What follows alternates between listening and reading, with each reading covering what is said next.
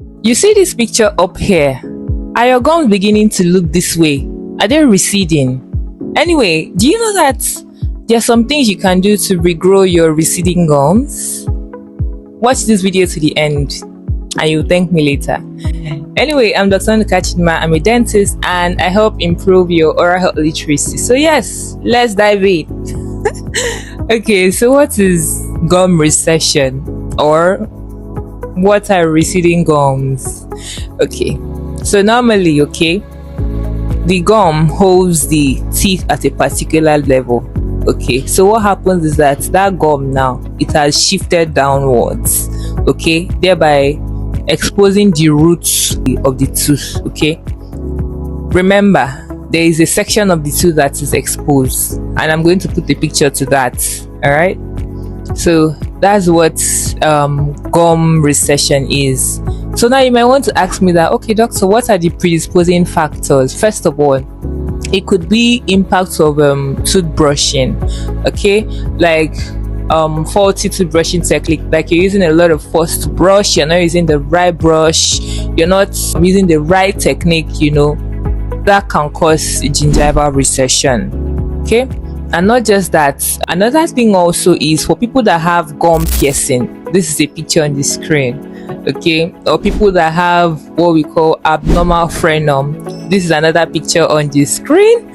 And impact of orthodontics. Well, gum recession and orthodontics, they don't really have a direct relationship. It's more of an indirect relationship, okay, in the sense that people that have braces, that some may not really brush properly, you know, or you're brushing properly but not enough. Okay, so poor oral hygiene, okay, could be a factor as well. All right, so going into the complications of gingival recession. First of all, you know, of course the teeth will not be looking normal. Okay, so that's compromised aesthetics automatically, and that could cause a low self-esteem. Okay, and remember that the roots is exposed. This is a picture. Okay, so the roots is exposed. What results from that is that whenever you take something cold or something hot, you start feeling this shocking sensation. Okay, and it's because of that. And not just that, because that area feels very strange, very weird, you know, you tend not to brush that place properly. So that could be another factor, and that's what we call a root caries. Okay, root caries formation. All right, so that's that for complication of receding gums. Okay, so the treatment, well, if it's asymptomatic, you can just leave it alone. If it's mild and asymptomatic, you can just leave it alone. Okay, but however, you need to reinforce your oral hygiene, meaning you have to brush properly. You have to brush as a when due. You have to brush like using the right technique. I've talked about brushing, so just check out that video.